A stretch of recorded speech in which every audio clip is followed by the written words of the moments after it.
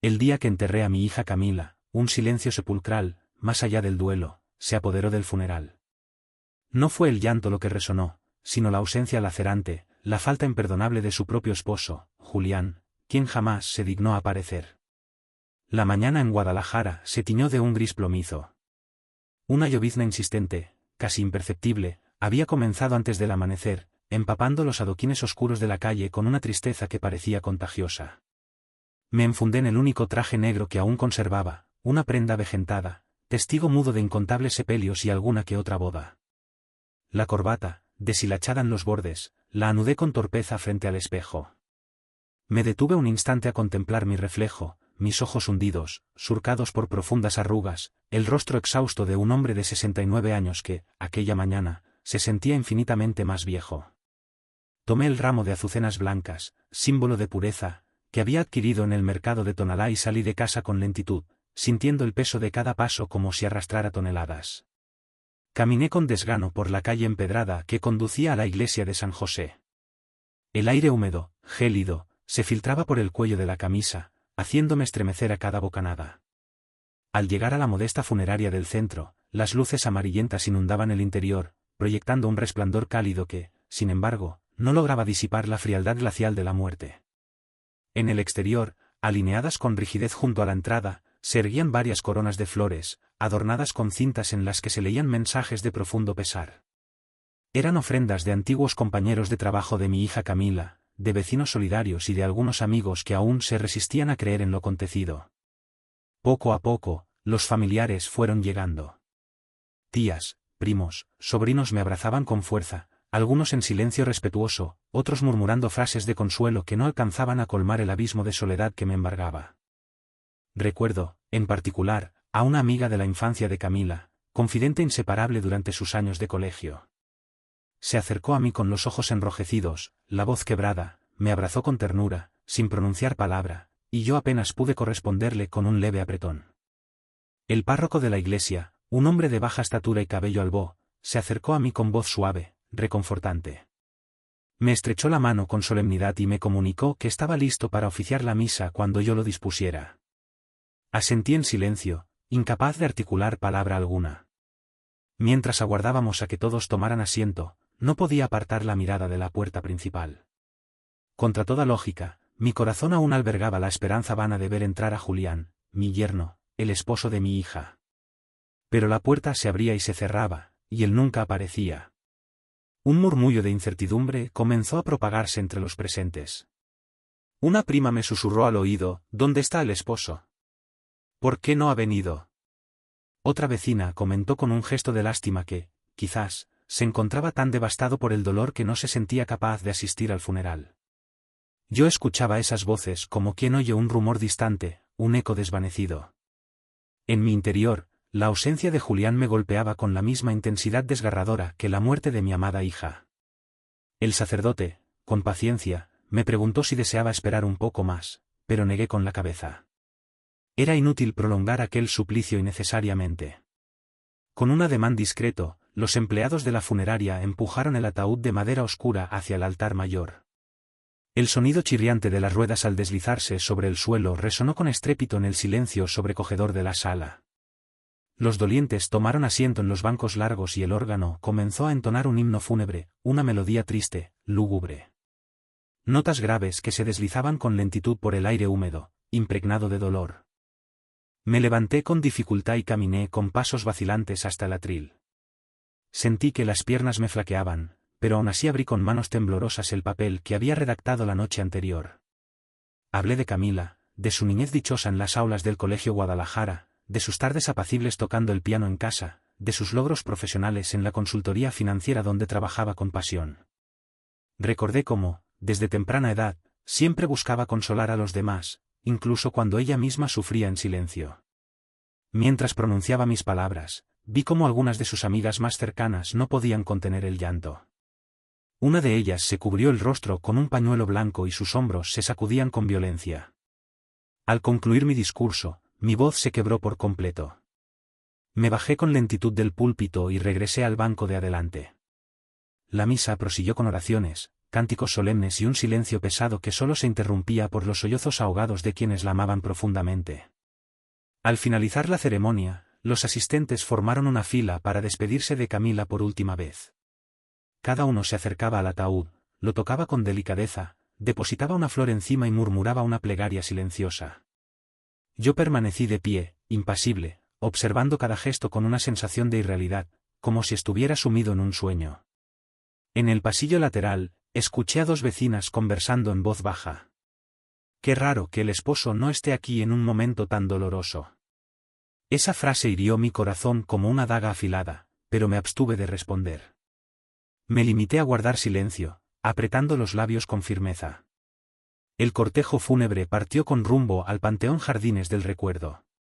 Yo iba sentado en el coche de adelante, con la vista fija en el parabrisas empañado por la humedad. Detrás, el coche de la funeraria transportaba el féretro que contenía los restos de mi hija. Al llegar al cementerio, el sol irrumpió de repente entre las nubes, y el calor se volvió sofocante, casi insoportable. Me cubrí el rostro con la mano para protegerme del sol mientras observaba cómo bajaban el ataúd al hoyo cavado en la tierra.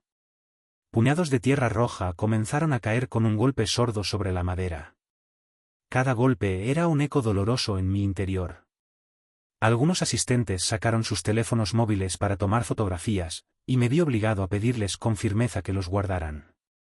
No deseaba que la memoria de ese día se redujera a meras imágenes en una pantalla. Poco a poco, los asistentes se fueron retirando. Primero, los familiares más lejanos, luego los vecinos, y, al final, algunos de los amigos más cercanos. Me quedé solo, de pie, contemplando el montículo de tierra fresca que cubría la tumba de mi hija. El viento agitaba las hojas secas de los árboles circundantes, y yo sentía que el mundo entero se había detenido, paralizado por el dolor. No sé cuánto tiempo permanecí allí, sumido en mis pensamientos. Cuando finalmente me decidí a marcharme, el cementerio estaba completamente vacío, desolado. Caminé con paso lento hasta el coche que me esperaba y pedí al conductor que me llevara al mercado. Allí compré pan dulce y un poco de café molido. Caminé con la bolsa en la mano, sumido en la tristeza, sin ganas de nada. Al llegar a casa, la soledad me envolvió como una manta fría, pesada. Coloqué el pan sobre la mesa de la cocina, calenté agua para preparar el café, pero el sabor me resultó amargo, desagradable, imposible de tragar. Me levanté con desgano, tiré la taza en el fregadero y apagué la luz de la cocina. Subí las escaleras con lentitud y, antes de entrar a mi habitación, me detuve a contemplar el retrato colgado en la sala, la fotografía del día de la boda de Camila y Julián. Ambos sonreían, radiantes, llenos de ilusiones y planes para el futuro. Yo mismo había contribuido a sufragar aquella celebración.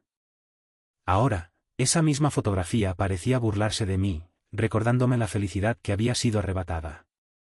Me senté en la cocina. Otra vez en silencio sepulcral. La vela que había dejado encendida en el pequeño altar titilaba débilmente, proyectando sombras fantasmales. La imagen de mi hija vestida de blanco en aquel retrato se mezclaba con la imagen del ataúd hundiéndose en la tierra. Y allí, en esa mezcla dolorosa de recuerdos, comprendí con todo el peso de mi corazón lo que significa perder a un hijo. Una parte esencial de mí había sido enterrada junto con ella. Al regresar del cementerio, ya entrada la tarde, sentí que la casa estaba más fría de lo normal. No era el clima, era ese silencio opresivo, pesado, que se instala después de un funeral. Colgué el saco, aún empapado por la llovizna, en el perchero de la entrada y me quedé parado unos segundos, contemplando la sala vacía. Todo estaba en su lugar habitual, pero me parecía que cada objeto estaba teñido de ausencia, impregnado de tristeza. Me senté en la vieja mecedora de mimbre, aquella que crujía cada vez que me apoyaba, y saqué el teléfono móvil del bolsillo. La batería estaba casi agotada, apenas un 5%, pero sentía la necesidad imperiosa de marcarle a Julián. Lo intenté una vez. Nada. El tono sonó 2 veces y, de inmediato, se desvió al buzón de voz. Lo intenté otra vez, con la vana esperanza de que contestara, aunque fuera con una sola palabra. Silencio absoluto, buzón de voz. A la tercera llamada, me quedé escuchando la grabación automática. El número que usted marcó no está disponible en este momento. Colgué con un nudo en la garganta. En los últimos días, aunque no siempre habíamos coincidido, esperaba que al menos tuviera la decencia elemental de presentarse en el funeral de su propia esposa. Mientras estaba ahí sentado, sumido en mis pensamientos, un sobrino que se había quedado un rato más en la casa se acercó y me tendió un iPad. «Tío, aquí están las fotos que compartieron del funeral para que las vea si quiere». Dudé un segundo, pero finalmente lo tomé. Deslicé las imágenes, coronas de flores, el ataúd, algunos familiares tomados de la mano en señal de consuelo. En cada fotografía, me veía a mí mismo con la mirada perdida, extraviada en el dolor. Entonces, la pantalla me mostró algo inesperado, una notificación de Facebook con la cara sonriente de Julián. Era una publicación sugerida, dirigida especialmente a mí. Abrí la publicación con el dedo tembloroso y lo que vi me dejó sin aliento, me heló la sangre. Allí estaba él, apenas unas horas después de que enterráramos a Camila, en la playa de Cancún. Llevaba una camisa blanca desabrochada hasta el pecho, mostrando un bronceado reciente, y en la mano sostenía una copa de champaña que brillaba bajo el sol radiante. A su lado, Valeria Cruz, una mujer de vestido rojo ajustado, posaba con una sonrisa radiante, llena de felicidad. Detrás de ellos, se extendía un mar turquesa perfecto, sombrillas de colores vibrantes, camastros vacíos que invitaban al descanso. La fotografía tenía un pie de foto escrito por el propio Julián: «Salud por los nuevos comienzos». Sentí como si alguien me hubiera propinado un golpe seco en el estómago. Acerqué la pantalla a mi rostro para asegurarme de lo que estaba viendo. No cabía duda alguna. Era Valeria, la misma mujer a la que había visto fugazmente en una fiesta familiar meses atrás, la que me había parecido demasiado cercana a Julián entonces, aunque preferí no dar importancia a mis sospechas. Los comentarios no paraban de aparecer en la publicación. «Qué guapos se ven juntos. Parecen felices». Otro escribió: «Ya era hora de que dejaras atrás tanto drama. Te mereces lo mejor». Un amigo de Valeria la etiquetó con ironía: «Cancún te sienta de maravilla, amiga. Estás radiante». Deslicé el dedo y aparecieron más fotografías. Julián y Valeria brindando en un restaurante de mariscos con vistas al mar. Valeria recostada en una hamaca bajo las palmeras, disfrutando del sol. Ambos caminando al atardecer con las manos entrelazadas, como una pareja enamorada. El corazón me latía con fuerza desbocada. ¿Cómo podía este hombre, que esa misma mañana había perdido a su esposa, estar celebrando en la playa con otra mujer? Seguí deslizando el dedo por la pantalla con una mezcla de rabia contenida y desconcierto absoluto. Entonces apareció un vídeo corto grabado en un bar frente al mar. El celular se tambaleaba al ritmo de la música de fondo. En la grabación, Julián, ya con el rostro enrojecido por el alcohol, bailaba salsa con Valeria. La sujetaba con fuerza de la cintura, reía a carcajadas y alzaba un caballito de tequila como si estuviera celebrando la mejor noche de su vida. Me quedé mirando la pantalla fija, sin parpadear, atónito. Un ruido fuerte me sacó del trance, el timbre del teléfono sobre la mesa. Era un mensaje de texto de un primo. «Don Ignacio, ¿usted ya vio lo que anda circulando en las redes? Es una vergüenza». No respondí. ¿Qué podía decir ante semejante despliegue de descaro? En ese preciso instante, tocaron a la puerta. Abrí y era mi vecina Rosa, con una charola de comida caliente en las manos, unas enchiladas recién hechas, cubiertas con salsa roja y queso derretido. Me las entregó con una sonrisa triste, compasiva. «Para que no cene solo, don Ignacio. Y qué vergüenza lo que está haciendo su yerno. Todo el mundo habla de eso en el barrio. Es una falta de respeto». No supe qué contestar. Sonreí con esfuerzo, le di las gracias y cerré la puerta con suavidad. Dejé la charola sobre la mesa de la cocina, pero ni siquiera la destapé. Regresé al sillón con el iPad todavía en las manos. El silencio de la casa era abrumador, casi insoportable. Decidí encender mi viejo portátil, ese que a veces tardaba minutos eternos en arrancar. Lo abrí con dificultad y busqué en Instagram el nombre de Valeria Cruz. Decenas de fotografías aparecieron de inmediato. Valeria sonriendo en un spa de Cancún, posando radiante en una cena elegante a la luz de las velas, mostrando un cóctel azul con una sombrillita de colores, recostada sobre una cama enorme en un hotel de lujo. En todas las imágenes, Julián aparecía etiquetado o había dejado un «me gusta» acompañado de corazones rojos. Me detuve en una imagen al atardecer, los dos de espaldas, caminando abrazados por la orilla del mar, sus siluetas recortadas contra el cielo anaranjado. Ella levantaba los brazos como si quisiera abrazar el horizonte infinito. El pie de foto decía: nunca imaginé que podía ser tan feliz. La vida me ha dado una segunda oportunidad. Las manos me temblaban mientras leía esas palabras. El contraste brutal entre aquellas frases luminosas, llenas de felicidad, y las lágrimas amargas derramadas esa misma mañana sobre un ataúd vacío me pareció insoportable, una burla cruel del destino. Cerré la laptop de golpe. El sonido seco retumbó en la sala como un portazo violento. Me quedé un rato inmóvil, con los codos apoyados sobre las rodillas y la cabeza entre las manos. Afuera, la vida seguía su curso normal. Escuchaba el pregón de un vendedor de tamales que recorría la calle con su triciclo, la radio de un vecino que sonaba con música ranchera, los ladridos lejanos de un perro. Todo continuaba igual, indiferente al dolor, salvo en mi interior, que se derrumbaba irremediablemente. Cayó la noche. Encendí la lámpara de la sala, pero la luz era débil y amarillenta, apenas disipaba la oscuridad. Me acomodé otra vez en la mecedora. El balanceo lento apenas me calmaba, no aliviaba el dolor. Miré el reloj de pared. Marcaba las 10 en punto de la noche. En ese instante preciso, el teléfono sobre la mesa vibró con fuerza. Una notificación nueva, inesperada.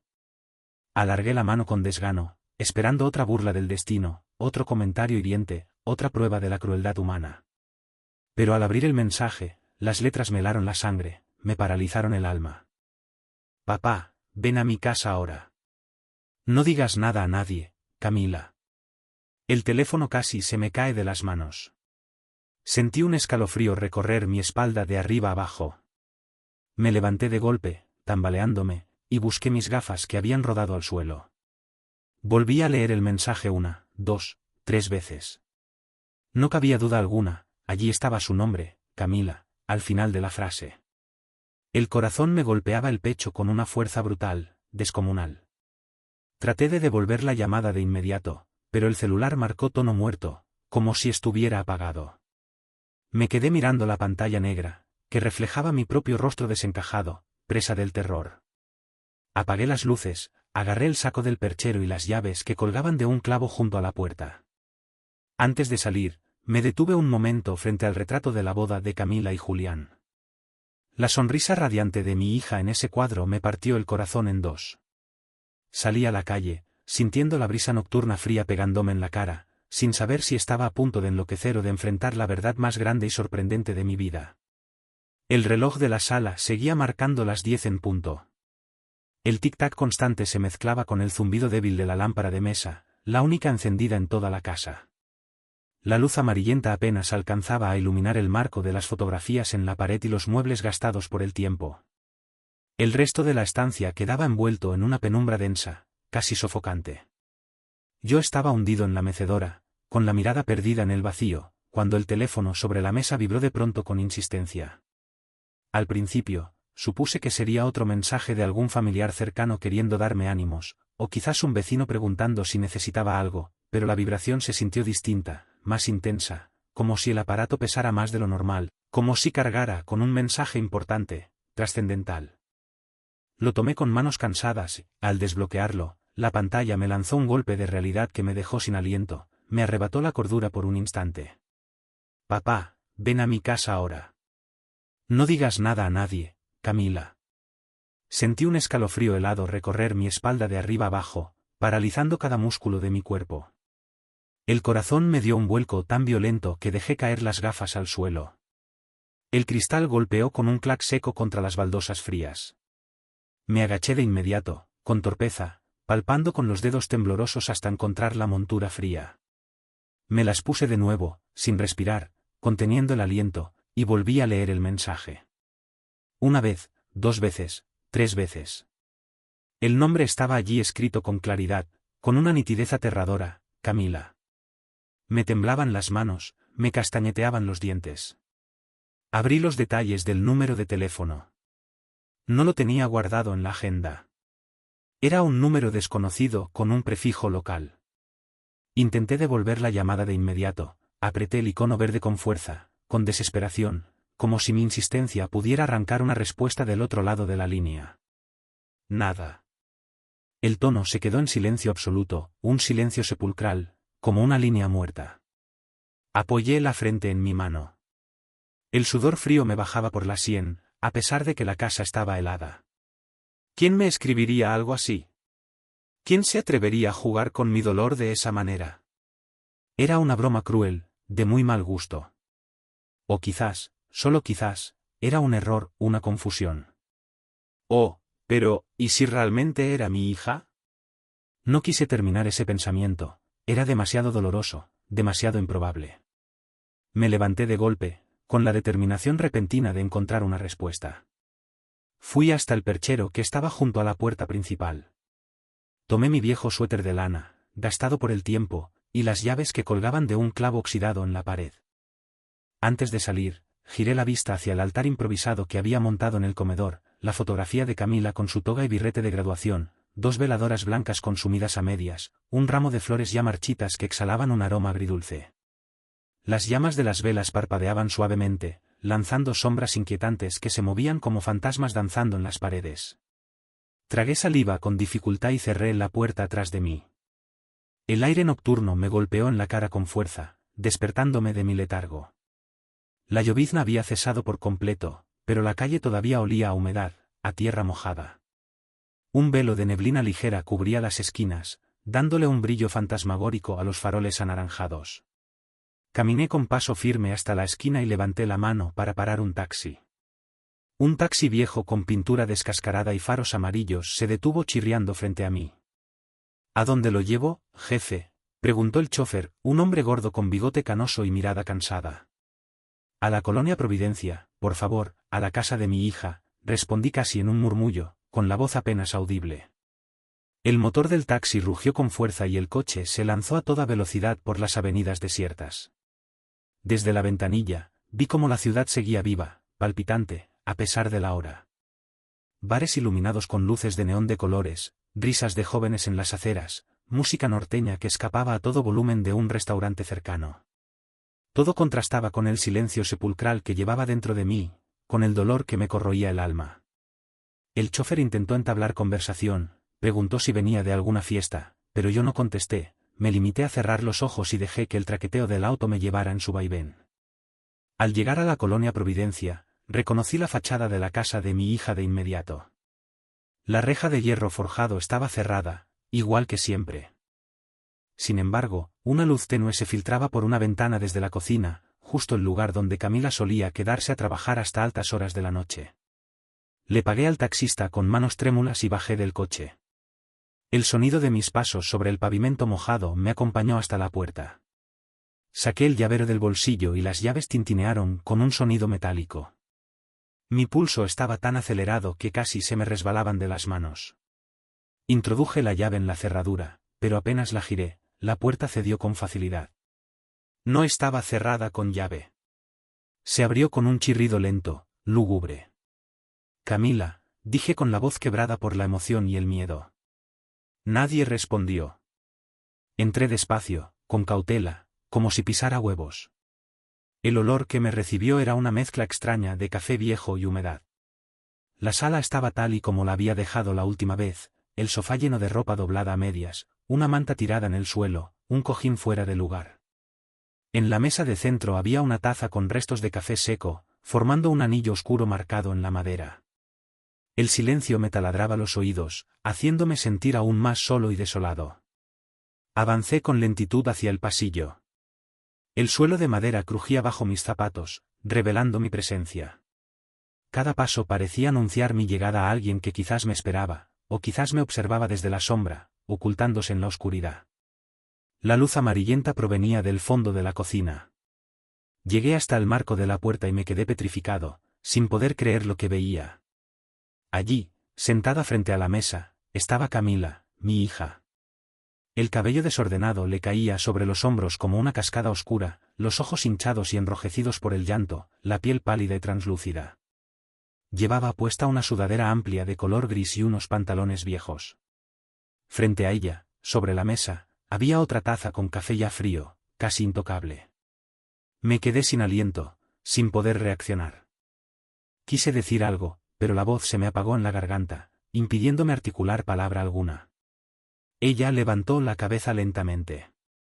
Sus labios temblaron antes de pronunciar una palabra. En un hilo de voz, apenas audible, dijo, «Papá». La taza que tenía en la mano resbaló entre sus dedos y cayó al suelo, rompiéndose en 1000 pedazos. El sonido de la porcelana al estrellarse contra el suelo resonó en mis oídos como un trueno. Mi corazón golpeaba con una fuerza nunca antes sentida, como si quisiera escaparse de mi pecho.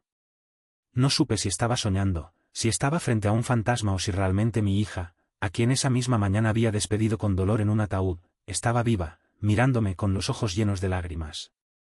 Me quedé de pie, agarrado con fuerza al marco de la puerta para no caerme, para no desvanecerme. El aire se volvió denso, opresivo, como si el tiempo se hubiera detenido por completo en esa cocina.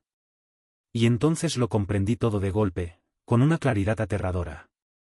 La muerte, en realidad, no era tan definitiva como creía.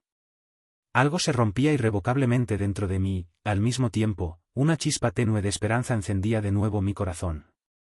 El sonido metálico de las llaves cayendo al suelo retumbó en la cocina silenciosa como un trueno en medio de la noche. Me quedé paralizado, con la mirada fija en la figura que tenía delante. Ella levantó lentamente la cabeza. Los mechones de su cabello, enredados y oscuros, se apartaron lo suficiente para dejarme ver esos ojos que conocía desde que la sostuve por primera vez en mis brazos, esos ojos que reflejaban su alma. «Papá», dijo con un hilo de voz ronco, apenas un susurro que me atravesó como un relámpago, que me despertó de mi letargo. No pude contenerme más. Avancé con pasos torpes, vacilantes. Cada músculo de mi cuerpo temblaba incontrolablemente. Extendí la mano inseguro y la posé con suavidad sobre su hombro. Estaba tibia, real. No era una visión, no era un fantasma, era mi hija. Ella se cubrió el rostro con ambas manos y rompió a llorar desconsoladamente, un llanto contenido durante demasiado tiempo, un llanto que liberaba el dolor acumulado. Yo me incliné hacia ella, la rodeé con mis brazos y sentí lo huesuda y frágil que estaba. Su cuerpo parecía haberse encogido, reducido por el miedo y la soledad. «¿Cómo es posible, hija?» «Te enterré con mis propias manos», murmuré sin poder creer lo que estaba viendo. «Lo siento mucho, papá, tenía que hacerlo», sollozó apretándose contra mi pecho con fuerza, como cuando era niña y buscaba refugio en mis brazos tras una pesadilla. La ayudé a sentarse de nuevo en la silla. Fui hasta la tarja y llené un vaso con agua del filtro que todavía estaba sobre la mesa. Se lo puse en las manos. Ella lo sostuvo con dedos temblorosos, bebió un sorbo pequeño y cerró los ojos, buscando un poco de alivio. Miré a mi alrededor. El aire estaba cargado con un olor penetrante a humedad y encierro. Las ventanas estaban cerradas, los vidrios empañados por la condensación. Sobre la mesa, había cajas de comida rápida medio abiertas, bolsas de papel arrugadas con el logotipo de una tortería. El fregadero estaba lleno de platos apilados con restos resecos de salsa y comida. «¿Cómo? ¿Cómo es posible todo esto?», pregunté apenas con un hilo de voz, incapaz de comprender. Ella tomó un respiro profundo, buscó entre las cosas amontonadas sobre la mesa y sacó un teléfono viejo con la pantalla resquebrajada por el uso.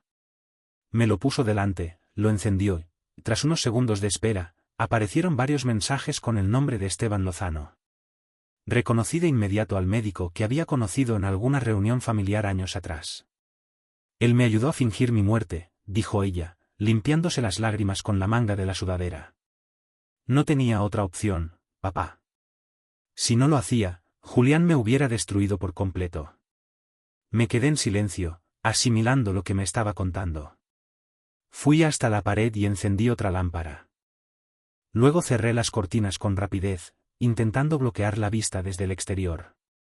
No quería que ningún vecino curioso viera luces encendidas a estas horas de la noche y empezara a hacer preguntas. Camila continuó su relato con voz quebrada. «En el hospital, Esteban me dijo que podíamos preparar todo, que podía declarar mi muerte sin levantar sospechas.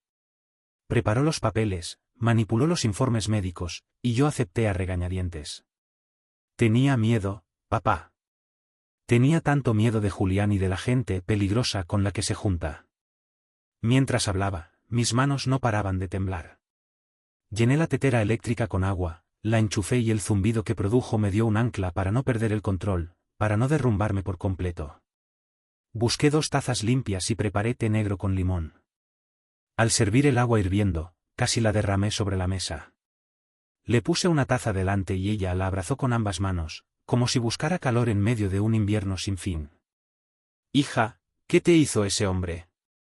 «¿Qué te hizo Julián?», pregunté con un nudo en la garganta, incapaz de imaginar lo que había tenido que sufrir. Ella no contestó de inmediato. Se levantó de la silla y fue hasta un rincón de la cocina donde había una mochila negra apoyada contra la pared. La abrió con cuidado y empezó a sacar documentos, sobres, carpetas. Los puso uno a uno sobre la mesa. Yo me incliné y los fui revisando con atención.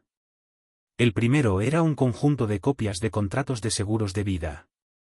Los nombres y las firmas eran los de Camila, pero yo supe de inmediato que no eran suyas, que habían sido falsificadas.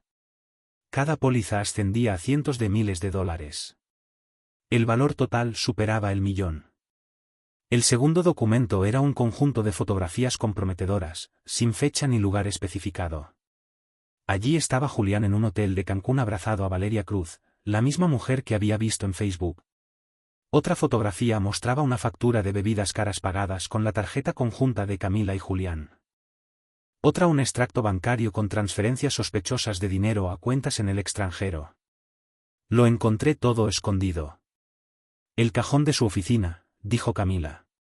Quería que pareciera que yo había muerto por depresión para quedarse con todo. Me llevé la mano a la frente. Pasé los papeles con cuidado, como si fueran dinamita. La cifra total me hizo apretar los dientes. En ese momento, el sonido de un carrito pasó frente a la casa. Un vendedor de tamales anunciaba su mercancía con voz potente. Tamales oaqueños, calientitos. El aroma del maíz al vapor se filtró por una rendija de la ventana. Ambos levantamos la cabeza un instante, como si ese detalle mundano nos recordara que el mundo seguía su curso. Entonces logré decir al fin, mirándola fijo: «Tu esposo quiso enterrarte de verdad». Ella sintió despacio con los ojos empañados, las manos cerradas en puños sobre la mesa. Nos quedamos así, mirándonos sin hablar. Yo veía a mi hija más débil y más frágil que nunca, pero viva, y eso bastaba para devolverme la fuerza. Esa noche, mientras el reloj avanzaba y Guadalajara se hundía en su propio sueño, nosotros seguimos despiertos. El neón del techo parpadeaba de vez en cuando, iluminando intermitentemente los papeles esparcidos. Camila me contaba entrecortadamente los detalles de su miedo, de cómo fingió su final, de cómo había pasado días escondidas sin que nadie lo supiera. Yo escuchaba, tomaba notas mentales y cada tanto me levantaba a rellenar la tetera. Le servía más té, me servía café, necesitaba algo caliente para no caer. Ella hablaba, yo asentía. No había más espacio para preguntas. Solo quedaba el hecho irrefutable. Mi hija estaba allí viva y había un enemigo que la quería muerta.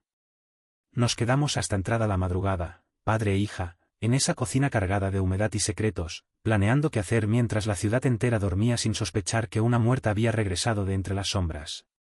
El reloj de pared de la cocina seguía marcando su compás implacable. Tic-tac, tic-tac. Cada segundo parecía más largo que el anterior. Ya había pasado de la medianoche, pero ni Camila ni yo teníamos sueño. Seguíamos en la mesa de madera, cubierta ahora por montones de papeles, fotografías impresas y carpetas abiertas. El calor de la tetera apagada y el olor amargo del café frío llenaban el aire. Yo repasaba con la mirada los documentos esparcidos, contratos de seguros, recibos de banco, fotos que no quería ver, pero que me obligaba a observar una y otra vez. Mis manos, arrugadas y torpes, se movían sobre las hojas como si acariciaran piezas de un rompecabezas macabro. Camila, con los ojos hinchados, se inclinó hacia mí y abrió una carpeta de color azul gastada en las orillas. Dentro había una serie de hojas impresas con el logotipo de Salazar Farme. Al ver aquel nombre, sentí un nudo en el estómago. Yo conocía a la empresa. Era una de esas farmacéuticas que aparecían en los noticieros por lanzar medicamentos al mercado con una rapidez sospechosa. «Papá», me dijo con voz baja pero firme. «Esto es lo que Julián me ocultaba». Me pasó el primer documento, un memorándum interno en el que se mencionaban pruebas de laboratorio inconclusas y efectos secundarios graves de un nuevo medicamento. Al margen, con bolígrafo negro, alguien había escrito, asegurarse de que no salga a la luz. Camila respiró hondo antes de hablar de nuevo. Hace unos meses, Julián llegó a casa emocionado. Me dijo que estaba ante una oportunidad enorme.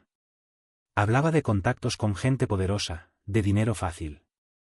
Yo no entendí mucho, pero lo vi nervioso, distinto. Se detuvo un instante, miró el suelo y luego continuó. Un día, mientras hablaba por teléfono en su oficina, olvidó cerrar la puerta. Yo estaba en el pasillo y escuché claramente la voz de un hombre. Era Armando Salazar, el director de la farmacéutica. Le ofrecía $500,000 a Julián. Le decía textualmente, si cooperas, tendrás 500,000. Solo mira hacia otro lado. La indignación me recorrió como un relámpago. Me apreté las sienes y él aceptó. Pregunté con la garganta seca. Claro que sí, respondió ella con amargura. Cuando lo confronté, me gritó que no me metiera, que no era asunto mío. Esa fue la primera vez que lo vi realmente violento, con una mirada que me heló. Se hizo un silencio largo. Afuera, un perro ladró y después todo volvió a quedar en calma. Camila siguió relatando. Después de eso empezaron las llamadas anónimas. Siempre de noche. Una voz de hombre me decía, más vale que te calles si quieres seguir con vida. Al principio pensé que era una broma de mal gusto, pero se repitió tantas veces que empecé a temblar cada vez que sonaba el teléfono.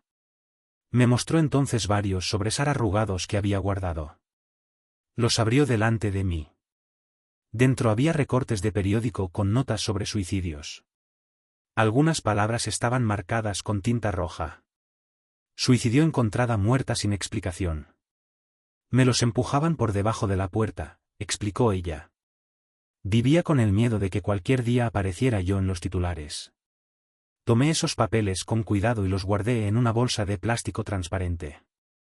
Eran pruebas, piezas de una historia que se tejía cada vez más oscura. En ese momento, el nombre de Esteban Lozano apareció en la conversación. Yo levanté la vista al escucharlo. Esteban, pregunté sorprendido. El mismo con el que estudiamos en la preparatoria. Sí, papá.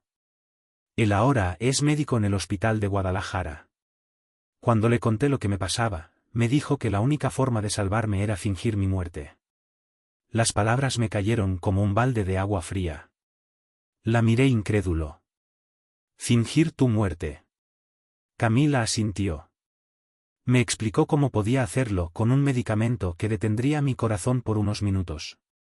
Solo el tiempo suficiente para declararme muerta y registrar el deceso. Él se encargaría de los informes médicos, de hablar con colegas de confianza que firmaran el acta de defunción. Todo parecía un plan imposible, pero en ese momento era mi única salida. Me llevé la mano al pecho. La idea de que todo el funeral, toda la ceremonia en la iglesia había sido parte de un engaño y que yo, sin saberlo, había sido un actor más en esa farsa. Dios mío, murmuré con un hilo de voz. Enterré un ataúd vacío. Camila me miró con los ojos llenos de lágrimas. No había otra manera, papá. Julián lo sabía todo. Él planeaba matarme poco a poco, dejar pruebas de que estaba deprimida y después cobrar los seguros. No podía darle esa satisfacción. Me quedé largo rato sin decir nada. Solo escuchaba el zumbido del refrigerador y el tic-tac del reloj. La luz del neón parpadeaba de vez en cuando, iluminando de golpe el rostro cansado de mi hija. Ella siguió contando los detalles, cómo Esteban la mantuvo oculta en una habitación alquilada en las afueras, cómo sobrevivió con lo mínimo, usando un teléfono viejo para enviar mensajes cifrados. Cada palabra suya era un puñal, pero también una explicación a la pesadilla que estábamos viviendo. Me incliné hacia atrás, apreté los dientes y golpeé suavemente el vaso contra la mesa, como queriendo espantar la sensación de impotencia. En la pared, una cucaracha pasó rápido y desapareció detrás del mueble. Ni siquiera tuve fuerzas para levantarme a aplastarla. Finalmente, Camila bajó la voz y dijo la frase que se me quedó grabada para siempre. Papá, Julián sabía todo. Él planeaba aprovechar mi muerte. La miré fijamente. Sus manos estaban cerradas en puños, los nudillos blancos. En ese instante entendí que ya no había espacio para la duda. La amenaza no era imaginaria ni un exceso de miedo.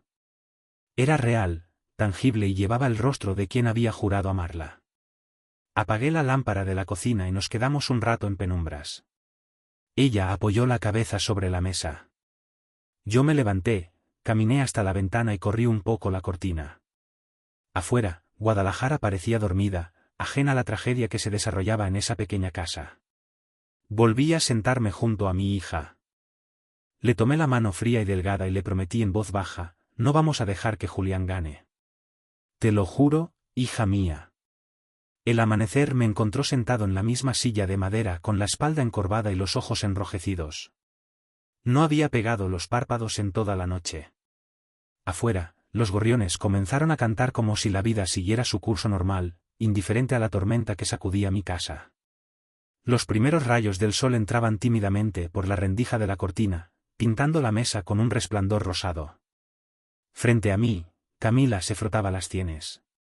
Tenía la mirada cansada, pero firme.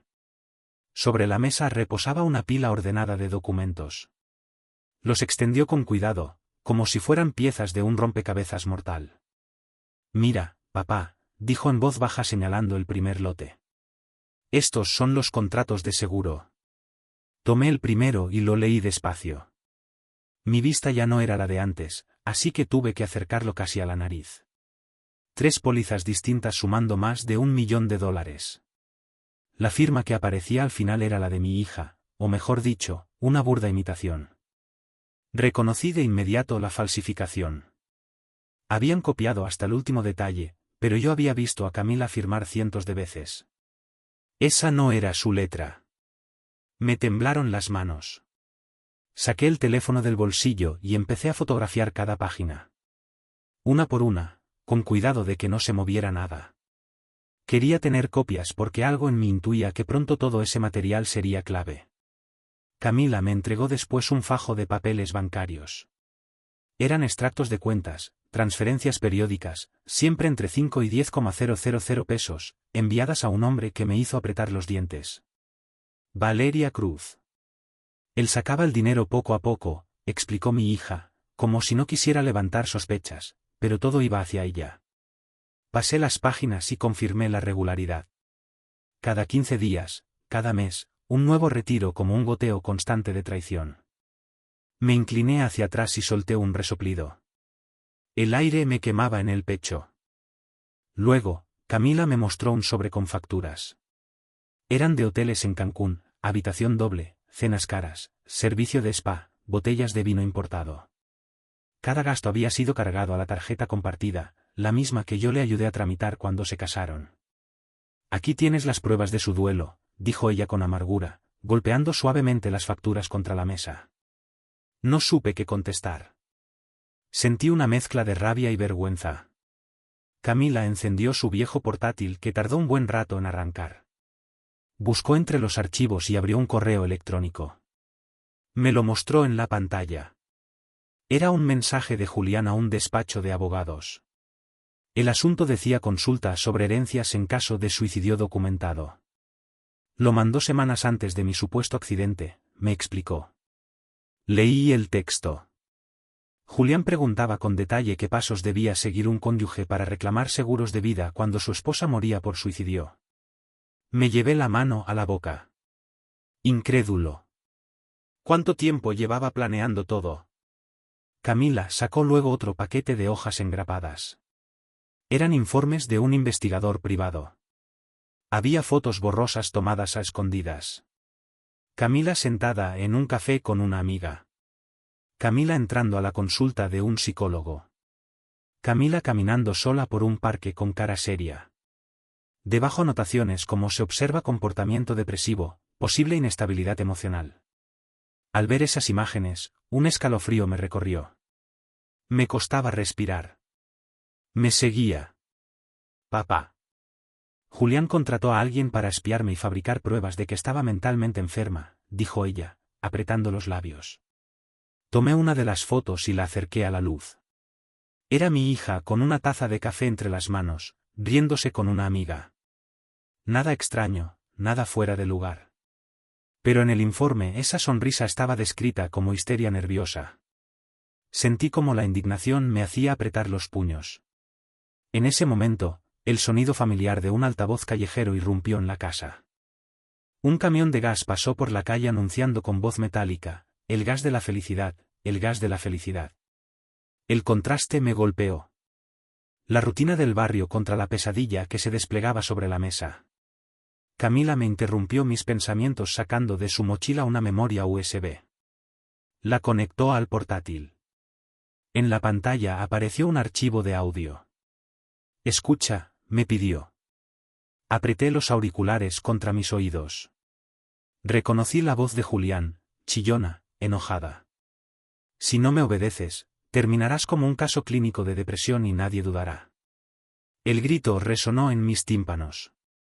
Me lo hizo repetir 3 veces, cada vez más fuerte, cada vez más insoportable.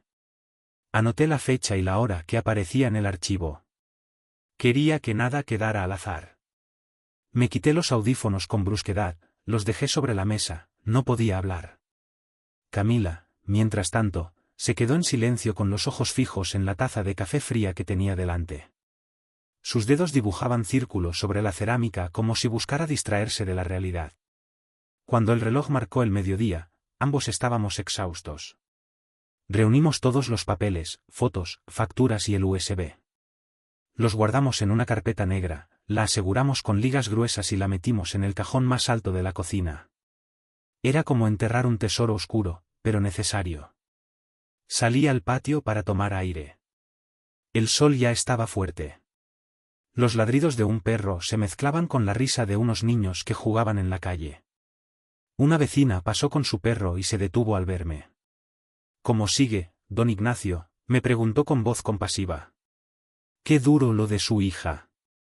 Me limité a asentir. No podía abrir la boca. Si decía una sola palabra, temía que la verdad se escapara como un torrente. Volví a la cocina. Camila seguía allí mirando la nada. La taza de café a medio beber se había quedado olvidada. Me acerqué, puse la mano sobre la carpeta negra y con la voz más baja que pude le dije: tu marido no se imagina lo que le espera. Ella levantó la vista.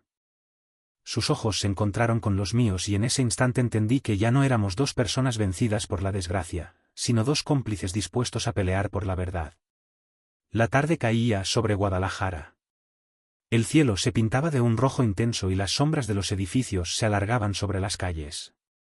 Me apoyé en la barandilla del balcón, dejando que el viento fresco de la tarde rozara mi cara.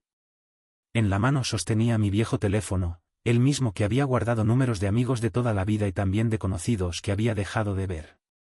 Mis dedos buscaron con cuidado un contacto en particular, un antiguo vecino que ahora ejercía como abogado en el centro de la ciudad. Respiré hondo antes de marcar. Sabía que ese sería el primer paso de algo mucho más grande, una cadena de acciones silenciosas que podrían cambiarlo todo. Esa misma noche, Camila y yo nos dirigimos al despacho del licenciado Mateo Delgado. Su oficina estaba cerca de la plaza de armas en un edificio antiguo con muros de piedra y ventanas altas. Entramos por un pasillo estrecho iluminado por un foco amarillo. El lugar olía a papel y a café recién hecho. Delgado, un hombre de unos 50 años de cabello canoso y gafas gruesas, nos recibió con una seriedad que me dio confianza. Tenía la mesa cubierta de expedientes y al lado un café negro que aún humeaba. Nos invitó a sentarnos. Cuéntenmelo todo desde el principio, pidió con calma. Camila y relatamos cada detalle. Yo intentaba no interrumpirla, pero a veces mi rabia me hacía añadir frases, subrayar la crueldad de Julián, el cinismo de sus actos. Delgado escuchaba en silencio, apenas asintiendo, tomando notas rápidas con una pluma estilográfica. Cuando terminamos, extendí sobre la mesa la carpeta negra que habíamos preparado. Contratos de seguros falsificados, extractos bancarios, facturas de hoteles, fotos de Cancún y el archivo con la grabación de Julián gritando. Todo lo empujé hacia él. Delgado revisó los documentos con paciencia. Cada tanto levantaba la ceja, murmuraba, esto es grave o aquí tenemos algo sólido. Finalmente cerró la carpeta, la selló en una funda de plástico duro y dijo: si todo esto se sostiene, tenemos un caso fuerte, pero debemos movernos con cuidado.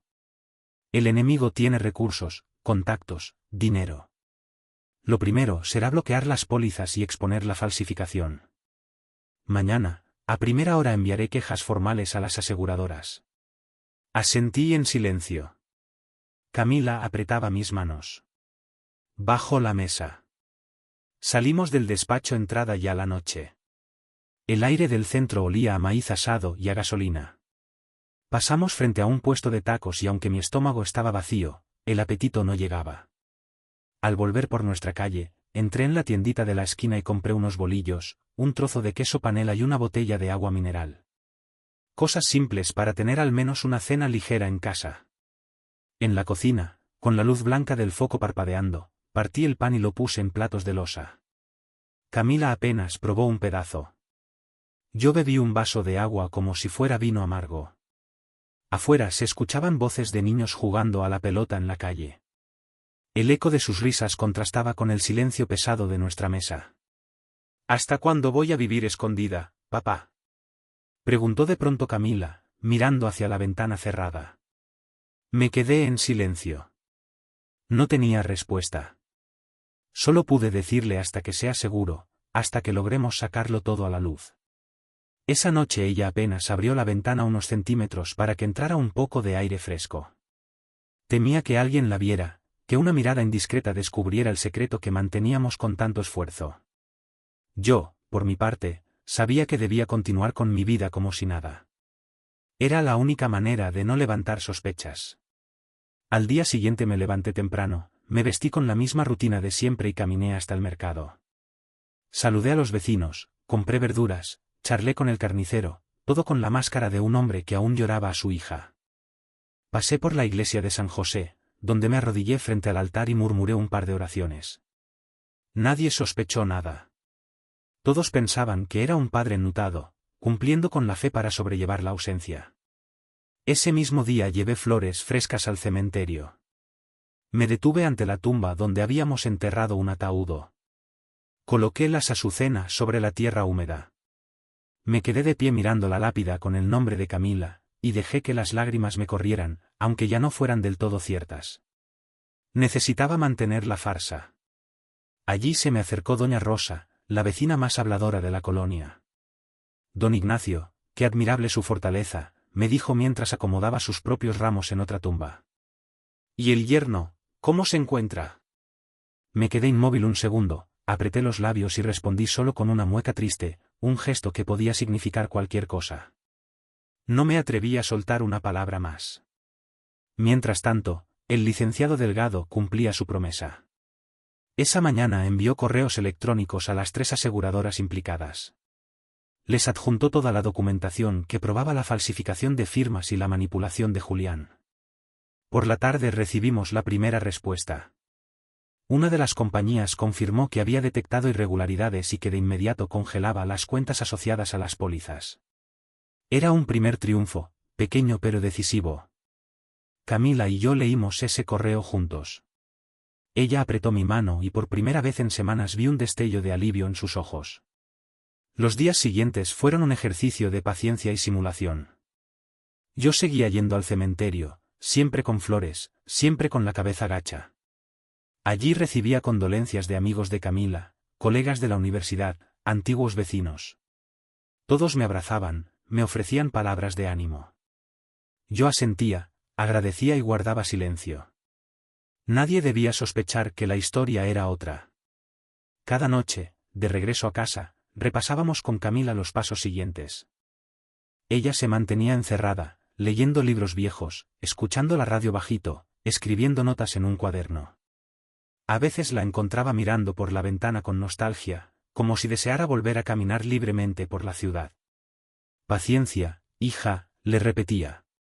Esta es nuestra venganza silenciosa, paso a paso, sin ruido, hasta que caiga. Y así comenzó nuestra obra, un teatro de duelo frente al mundo, pero en secreto la preparación meticulosa de una trampa para el hombre que había querido destruirla. 3 días después de haber entregado las pruebas al licenciado Delgado, supe que el efecto comenzaba a sentirse. No lo supe por un correo oficial ni por un documento firmado, sino por el silencio repentino del teléfono. Julián, que hasta entonces se mostraba altivo, desapareció unas horas de las redes. Algo no marchaba bien en su paraíso de Cancún. Me lo imaginé en esa playa con el sol abrasador sobre la arena, intentando pagar la cuenta de un restaurante con su tarjeta dorada. Y de pronto la humillación, la máquina rechazando la operación, el mesero mirándolo con incomodidad, Valeria frunciendo el ceño. Ese mismo día empezaron a llegar los primeros mensajes. Al principio, un tono aparentemente calmado. Ignacio, necesito hablar contigo. Es urgente. No contesté. Guardé el teléfono en el bolsillo y seguí barriendo el patio como si nada. Después llegó otro. Viejo, no me ignores. Tengo problemas con el banco. Tal vez tú sepas algo. No respondí tampoco. Con el paso de las horas, la calma se transformó en irritación. Contesta, ¿qué diablos está pasando con mis cuentas? ¿Tienes algo que ver? Cuando cayó la noche, ya era un torrente de mensajes desesperados. Necesito tu ayuda. Estoy atrapado. Mándame dinero ya. Los leí uno por uno, despacio, con la serenidad de quien contempla al animal que antes parecía feroz y ahora está acorralado. No contesté a ninguno. En lugar de eso, tomé capturas de pantalla, archivándolas como pruebas adicionales. Cada palabra era una muestra de su caída. Al cuarto día, Valeria dejó de aparecer en las fotos. Un conocido de Camila me dijo que había regresado sola a la Ciudad de México. Sin dinero no tiene sentido quedarme aquí. Le había soltado a Julián, según los comentarios que circulaban. Él, abandonado, sin cuentas y sin prestigio, comenzó a hundirse. Una semana más tarde me llegó la noticia. Julián volvía a Guadalajara en autobús. Ya no tenía dinero para un boleto de avión. Lo imaginé en ese viaje interminable desde Cancún, apretado en un asiento incómodo, rodeado de desconocidos, con la mente hecha un torbellino. Esa noche, cerca de la medianoche, efectivamente bajó en la terminal de Tlaquepaque. Lo supe porque uno de los muchachos del barrio, que trabaja en un taxi, me lo contó después. Un hombre desaliñado, con barba de varios días, arrastrando una maleta vieja buscando un taxi barato. Llegó a su casa pasada la 1 de la mañana. Yo mismo pasé por ahí para observar de lejos. El portón estaba sellado con la cinta de la Policía Federal. Un letrero con el escudo oficial colgaba en la puerta. Investigación en curso. Propiedad asegurada. Lo vi acercarse, leer y luego lanzar un insulto ahogado. Golpeó la puerta con el puño cerrado. Después sacó el teléfono y marcó. Esta vez sí, contesté. ¿Volviste, Julián? Pregunté con voz calmada, casi serena. Hubo un silencio corto del otro lado, luego su respiración agitada. ¿Qué pasa con la policía? ¿Por qué mis cuentas están congeladas? Respóndeme. ¿Cómo estuvo Cancún? Le solté lentamente. Y Valeria, la mención de su amante fue como un dardo. Se quedó sin habla unos segundos. Luego intentó recomponerse. No sé de qué hablas, balbuceó. Sonreí con amargura. Saqué mi propio teléfono y abrí las capturas.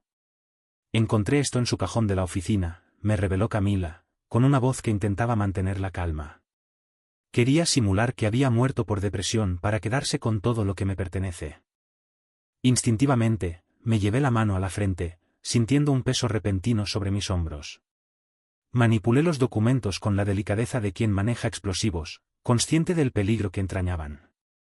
La suma total que allí se detallaba me obligó a apretar la mandíbula, conteniendo la rabia que amenazaba con desbordarse. En ese preciso instante, un sonido familiar interrumpió el silencio de la casa, el paso lento de un carrito anunciando su mercancía.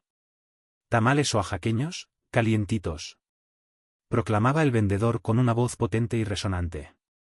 El aroma inconfundible del maíz cocido al vapor se filtró por una rendija de la ventana, inundando la estancia con su fragancia reconfortante. Camila y yo, casi al unísono, levantamos la cabeza, como si ese detalle tan cotidiano nos recordara que, a pesar de la tormenta que se cernía sobre nosotros, la vida seguía su curso inexorable. Tras unos segundos que se me antojaron eternos, logré articular las palabras, clavando mi mirada en la de mi hija. Tu esposo, Julián, quería enterrarte de verdad. Ella sintió lentamente, con los ojos empañados por las lágrimas contenidas, las manos apretadas en puños sobre la mesa, como si intentara aferrarse a la realidad. Permanecimos así, en un silencio sepulcral, mirándonos fijamente. A mis ojos, Camila se veía más débil y vulnerable que nunca, pero la certeza de que estaba viva era suficiente para insuflarme nuevas fuerzas. Esa noche, mientras el reloj avanzaba implacable y Guadalajara se sumía en un profundo sopor, nosotros permanecimos despiertos, ajenos al descanso reparador. La luz del neón del techo parpadeaba esporádicamente, iluminando de forma intermitente los papeles diseminados por la mesa, creando un efecto fantasmal que acentuaba la atmósfera de inquietud. Camila, con la voz entrecortada por la angustia, me relataba los detalles escalofriantes de su miedo, de cómo había urdido la farsa de su propia muerte, de los días interminables que había pasado oculta, sin que nadie sospechara su paradero. Yo, con la atención tensa, escuchaba cada una de sus palabras, tomando notas mentales y levantándome cada cierto tiempo para rellenar la tetera. Le servía más té, me preparaba café, necesitábamos desesperadamente algo caliente que nos mantuviera alerta y nos impidiera sucumbir al agotamiento. Ella hablaba, yo asentía, confirmando que la escuchaba, que estaba allí para ella. No había espacio para más preguntas, la cruda realidad se imponía con una fuerza abrumadora. Mi hija estaba viva, milagrosamente viva, y había un enemigo implacable que la deseaba muerta. Nos quedamos en vela hasta altas horas de la madrugada, padre e hija, confinados en esa cocina impregnada de humedad y secretos inconfesables, urdiendo un plan para hacer frente a la amenaza que se cernía sobre nosotros, mientras el resto de la ciudad dormía plácidamente, ajena al regreso de una muerta de entre las sombras. El viejo reloj de pared de la cocina seguía marcando el tiempo con su tic-tac incesante, un sonido monótono que parecía prolongar cada segundo hasta la extenuación. Tic-tac, tic-tac. Cada instante parecía más largo y pesado que el anterior. Hacía ya horas que había pasado la medianoche, pero ni Camila ni yo sentíamos el menor indicio de sueño. Seguíamos sentados a la mesa de madera, ahora completamente cubierta por una montaña de papeles, fotografías impresas y carpetas abiertas, un testimonio elocuente de la conspiración que se había tramado en nuestra contra. El calor residual de la tetera apagada y el aroma amargo del café frío impregnaban el aire, creando una atmósfera densa y opresiva. Con la mirada fija, repasaba una y otra vez los documentos esparcidos, contratos de seguros redactados con una frialdad escalofriante, extractos bancarios que revelaban movimientos sospechosos, fotografías que prefería no ver, pero que me obligaba a observar con detenimiento, buscando alguna pista que pudiera ayudarnos a desentrañar la verdad. Mis manos, marcadas por el paso del tiempo y torpes por la edad, se movían sobre las hojas como si acariciaran las piezas de un rompecabezas macabro. Camila, con los ojos enrojecidos e hinchados por el llanto, se inclinó hacia mí y abrió una carpeta de color azul descolorida por el uso, cuyas orillas mostraban evidentes signos de desgaste. En su interior, había una serie de hojas impresas con el logotipo inconfundible de Salazar Pharma. Al reconocer aquel nombre, sentí un nudo doloroso en el estómago. Conocía bien a esa empresa, era una de esas farmacéuticas sin escrúpulos que aparecían con frecuencia en los noticieros, acusadas de lanzar medicamentos al mercado con una rapidez sospechosa, sin realizar las pruebas necesarias ni evaluar adecuadamente sus posibles efectos secundarios. Papá, me dijo Camila con una voz baja, pero firme, que denotaba determinación, esto es lo que Julián me ocultaba. Me tendió el primer documento, un memorándum interno de la empresa en el que se mencionaban pruebas de laboratorio inconclusas y efectos secundarios graves de un nuevo fármaco que estaban a punto de comercializar. En el margen del documento, alguien había escrito con un bolígrafo de tinta negra, asegurarse de que no salga a la luz. Camila respiró hondo, intentando controlar sus emociones, antes de proseguir con su relato. Hace unos meses, Julián llegó a casa visiblemente emocionado. Me contó que se encontraba ante una oportunidad única, algo enorme que podía cambiar nuestras vidas. Hablaba de contactos con gente poderosa, de dinero fácil y rápido. En aquel momento, no entendí muy bien a qué se refería, pero lo noté nervioso, inquieto, diferente. Se detuvo un instante, bajó la mirada hacia el suelo, como si le costara revivir aquellos recuerdos, y luego continuó. Un día, mientras hablaba por teléfono en su despacho, olvidó cerrar la puerta. Yo pasaba por el pasillo y escuché claramente la voz de un hombre. Era Armando Salazar, el mismísimo director de la farmacéutica. Le ofrecía $500.000 a Julián a cambio de su silencio. Le decía textualmente: si cooperas con nosotros, tendrás $500.000. Solo tienes que mirar hacia otro lado y hacer como si no vieras nada. La indignación me invadió como un rayo, recorriendo cada fibra de mi ser. Instintivamente, me apreté las sienes con fuerza, intentando asimilar la magnitud de la traición. ¿Y él aceptó? Pregunté con la garganta seca, apenas pudiendo articular las palabras. Claro que sí, papá, respondió Camila con amargura, confirmando mis peores sospechas. Cuando lo confronté, me gritó que no me metiera en sus asuntos, que aquello no era de mi incumbencia, prosiguió relatando. Esa fue la primera vez que lo vi realmente violento, con una mirada fría y amenazante que me heló la sangre. Se hizo un silencio largo e incómodo, solo interrumpido por el zumbido lejano del refrigerador. Afuera, en la calle, un perro ladró a lo lejos, y después todo volvió a quedar en calma, una calma inquietante que presagiaba una nueva tormenta. Camila, con la voz temblorosa, siguió relatando los acontecimientos que habían marcado el inicio de su pesadilla. Después de aquella conversación, empezaron las llamadas anónimas. Siempre de noche, cuando la oscuridad acentuaba el miedo. Una voz de hombre, desconocida y amenazante, me decía: más vale que te calles y no sigas husmeando si quieres seguir con vida. Al principio, pensé que se trataba de una broma de mal gusto, de alguien que quería asustarme, pero las llamadas se repitieron tantas veces, con tanta insistencia, que empecé a temblar cada vez que sonaba el teléfono, presa de un pánico incontrolable. Me mostró entonces varios sobres arrugados que había guardado celosamente como si fueran un tesoro macabro. Los abrió con cuidado delante de mí, revelando su contenido: recortes de periódico con noticias sobre suicidios inexplicables. Algunas palabras, cuidadosamente seleccionadas, estaban resaltadas con tinta roja, formando un mensaje siniestro: suicida encontrada muerta sin explicación. Me los empujaban por debajo de la puerta, como si fueran una advertencia, explicó Camila con la voz ahogada por la emoción. Vivía con el miedo constante de que cualquier día mi nombre apareciera en los titulares, engrosando la lista de víctimas anónimas. Tomé aquellos papeles con sumo cuidado, como si fueran objetos contaminados, y los guardé en una bolsa de plástico transparente, aislándolos del resto de documentos. Eran pruebas irrefutables, piezas de un rompecabezas oscuro y complejo que se iba tejiendo poco a poco, revelando una trama siniestra. En ese momento, el nombre de Esteban Lozano surgió inesperadamente en la conversación. Al escucharlo, levanté la vista, sorprendido. ¿Esteban?, pregunté, incrédulo. ¿El mismo Esteban con el que estudiamos juntos en la preparatoria? Sí, papá, respondió Camila. Él ahora es médico en el hospital de Guadalajara. Cuando le conté lo que me estaba sucediendo, me dijo que la única forma de salvarme era fingir mi propia muerte.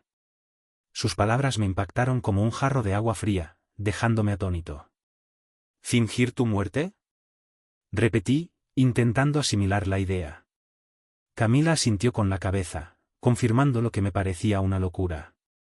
Me explicó con detalle cómo podía llevar a cabo semejante engaño, utilizando un medicamento que detendría su corazón durante unos minutos, el tiempo suficiente para que fuera declarada oficialmente muerta y se registrara el deceso.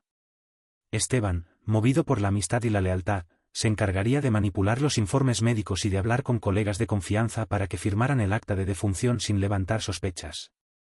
Todo aquello parecía un plan descabellado, prácticamente imposible de llevar a cabo, pero en aquel momento desesperado se había convertido en su única vía de escape, en la única forma de proteger su vida. Me llevé la mano al pecho, sintiendo un dolor punzante al imaginar la angustia que mi hija había debido soportar para llegar a tomar una decisión tan drástica. La idea de que todo el funeral, toda la ceremonia religiosa en la iglesia, había sido parte de un elaborado engaño, y que yo, sin saberlo, había sido un actor más en aquella farsa macabra, me resultaba insoportable. Dios mío, murmuré con un hilo de voz, sintiendo un vacío inmenso en el alma. Enterré un ataúd vacío. Camila me miró con los ojos inundados de lágrimas, consciente del dolor que le causaba al revelarme la verdad. No había otra manera, papá se justificó con la voz entrecortada. Juli. En la oscuridad de la calle, le mostré en la pantalla del móvil una de las fotografías más comprometedoras: él y Valeria, en la playa, abrazados y brindando con copas en las manos. Un rubor intenso le invadió el rostro, tornándose rojo como un tomate maduro, para luego palidecer de golpe, como si la sangre se hubiera retirado repentinamente. La vergüenza y el miedo danzaban en sus ojos, creando una mezcla turbia e inquietante. Tartamudeó, incapaz de articular una frase coherente. Eso no significa nada, balbuceó, intentando inútilmente negar lo evidente. No fue necesario que pronunciara una palabra más. En ese preciso instante, dos figuras surgieron de la esquina, como espectros salidos de la penumbra. Eran hombres vestidos de civil, pero su porte y su mirada inquisitiva los delataban, agentes de la Policía Federal, sin duda alguna. Caminaban con parsimonia, observando la escena con atención, pero sin intervenir por el momento, manteniendo una distancia prudente.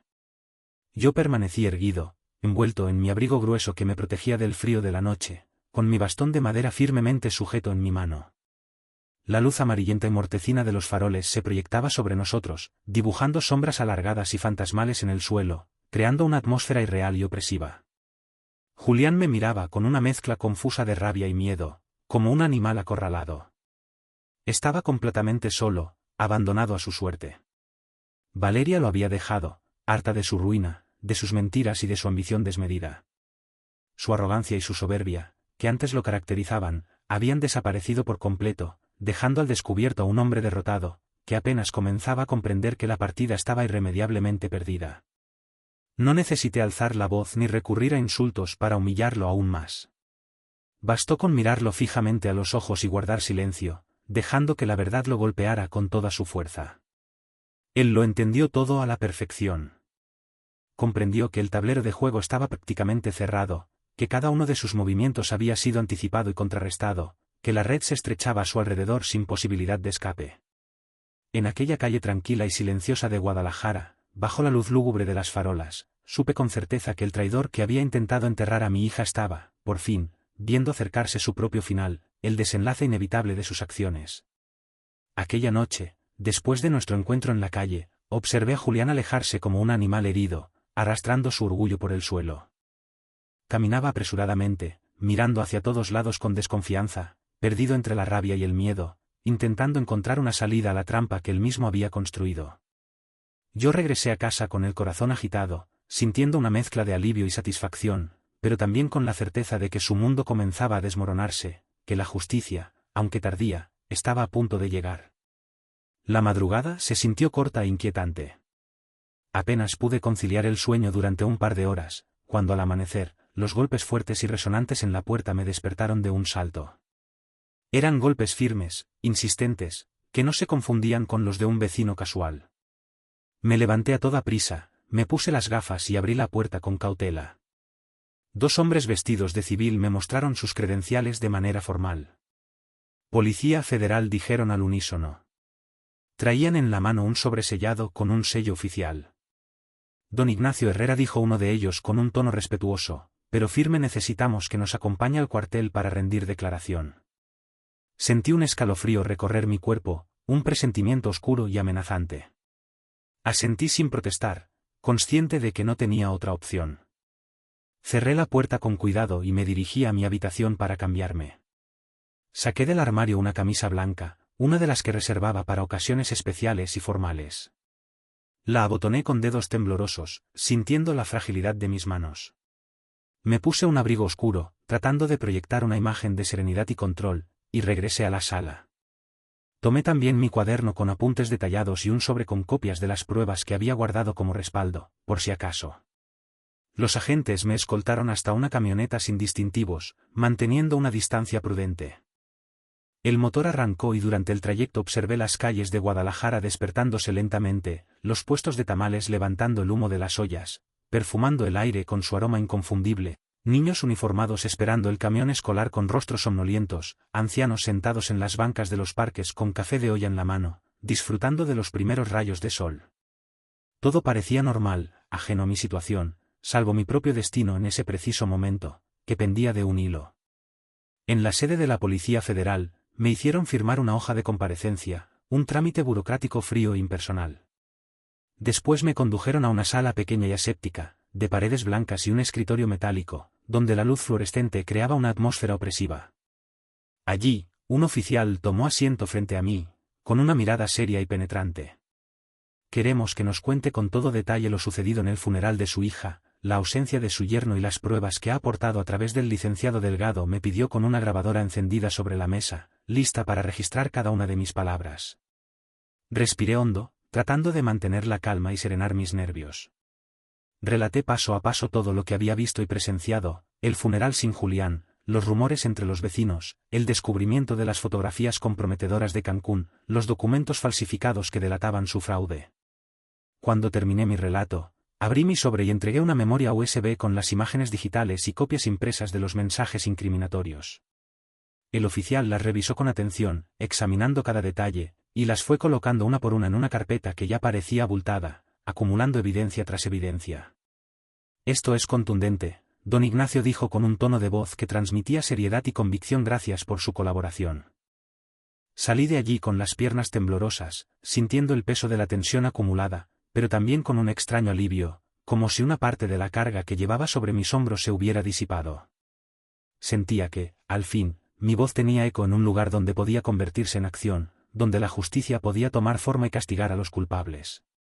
Por la tarde, los mismos agentes, acompañados por un fiscal, se dirigieron a un motel barato en la avenida Revolución, un lugar sórdido y de mala reputación.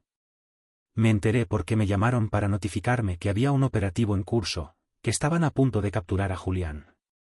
Imaginé a Julián escondido en una habitación húmeda y destartalada, intentando ganar tiempo, aferrándose a una última esperanza. Me contaron después cómo sucedió, tocaron la puerta con insistencia y al escuchar los golpes, Julián, presa del pánico, trató de huir por la ventana trasera. No llegó lejos. 2 policías más lo esperaban allí, listos para interceptarlo. Lo esposaron delante de los huéspedes curiosos que se asomaban desde el pasillo, observando la escena con morbo. Las voces corrían de boca en boca, creando un murmullo ensordecedor. Ese es el yerno de la señora Herrera, el mismo que salió en las fotos de la playa, se escuchaba decir entre la multitud. Esa misma noche, al encender el televisor, vi el rostro de Julián en las noticias, expuesto a la vergüenza pública. El presentador, con un tono de voz grave y solemne, decía: detenido por fraude millonario y conspiración, Julián Torres fue trasladado a las instalaciones de la Policía Federal para iniciar su proceso judicial. Las imágenes lo mostraban cabizbajo, con las manos esposadas, rodeado de flashes y micrófonos, sintiendo el peso de la culpa sobre sus hombros. No pude evitar un suspiro profundo. No de alegría, porque nada devolvería el sufrimiento vivido, pero sí de justicia, al ver que sus acciones finalmente tenían consecuencias. Mientras tanto, otra parte del plan se ponía en marcha con precisión quirúrgica. El doctor Esteban Lozano había preparado la segunda fase para volver a Camila a la vida pública, una operación delicada y arriesgada. Según la versión oficial que se divulgaría, Camila nunca había muerto. Había estado en coma profundo debido a un error médico excepcional, un caso insólito que desafiaba las leyes de la ciencia. Ese mismo día, una ambulancia la trasladó discretamente al hospital, lejos de las miradas indiscretas de la prensa. Yo la acompañé, sentado en la sala de espera, escuchando el rodar de las camillas, el crujir de las ruedas sobre el suelo encerado, las conversaciones rápidas y urgentes de los enfermeros. Tenía un nudo en el estómago, una mezcla de miedo de que algo saliera mal y de alivio de que, por fin, mi hija pudiera respirar como una persona libre, sin tener que esconderse ni vivir bajo una identidad falsa. Pasaron las horas, lentas y angustiantes. Finalmente, un médico salió con una sonrisa profesional y se dirigió a la prensa que aguardaba ansiosamente en la puerta. La paciente Camila Herrera ha despertado de un coma profundo de 2 semanas, anunció con solemnidad. Su recuperación es un verdadero milagro. El noticiero de la noche repitió esas palabras con énfasis, convirtiendo la noticia en un evento de interés nacional. La presentadora, con voz solemne, dijo frente a las cámaras: milagro en Guadalajara, una mujer declarada muerta despierta después de un estado de coma. Camila Herrera, de 34 años, ha sorprendido a la comunidad médica y a su propia familia. La casa se llenó de murmullos y comentarios esa noche. Los vecinos golpeaban la puerta, incrédulos y asombrados. ¿Es cierto que Camila vive?, preguntaba una señora con los ojos abiertos de par en par, sin poder creer lo que escuchaba. Yo solo me sentía cansado, exhausto por la tensión y la incertidumbre, y respondí con voz suave: mañana la verán ustedes mismos. La noticia corrió como pólvora, extendiéndose por todo el barrio y más allá. En el barrio se formaron pequeños grupos que comentaban a media voz, especulando sobre lo sucedido. Algunos lo llamaban milagro divino, una intervención de la providencia, otros murmuraban que era un encubrimiento del hospital, una maniobra para ocultar un error médico. Nadie sabía la verdad completa, la complejidad de la trama que habíamos tejido para desenmascarar a Julián. Y mientras todos discutían y especulaban en las calles, Julián, en su celda fría y solitaria, veía el mismo noticiero en la televisión.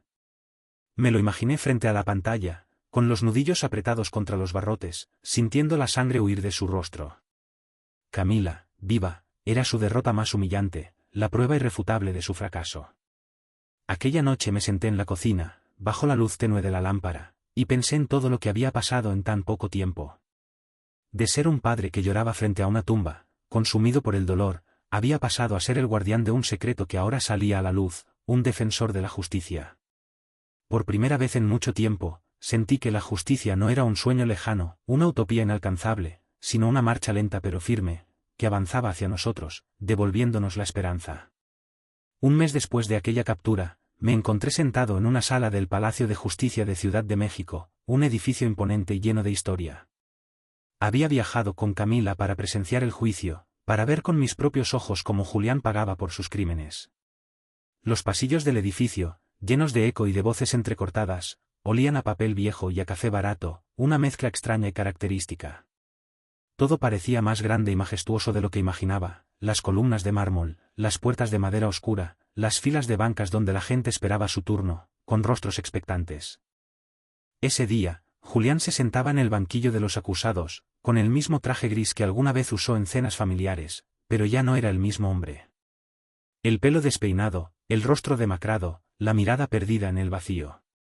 Frente a él, el fiscal desplegaba una montaña de pruebas incriminatorias, los contratos de seguros con firmas falsas, los extractos de cuentas bancarias fraudulentas, las fotografías comprometedoras en Cancún, sobre todo, la declaración crucial de Valeria Cruz, que había sido detenida en la frontera con Belice cuando intentaba huir, abandonando a Julián a su suerte. El fiscal la hizo entrar a la sala. Vestía ropa sencilla y su maquillaje estaba corrido por las lágrimas, reflejando su estado de desesperación. Había aceptado colaborar con la justicia a cambio de una reducción de condena, una decisión pragmática para salvarse a sí misma. Escucharla confirmar lo que ya sabíamos fue como sentir un cuchillo que se clavaba más hondo en mi corazón, pero también como ver encenderse una luz que despejaba la sombra de la duda, confirmando la culpabilidad de Julián. Sí, Julián planeó todo, dijo ella con voz temblorosa, falsificó documentos, inventó historias para engañarme. Me prometió que pronto sería libre y rica a su lado. El juez escuchaba atentamente, tomaba notas con diligencia y finalmente, tras horas de alegatos y presentaciones de pruebas, dictó sentencia. Julián fue condenado a 12 años de prisión por fraude y conspiración, una pena justa por sus crímenes.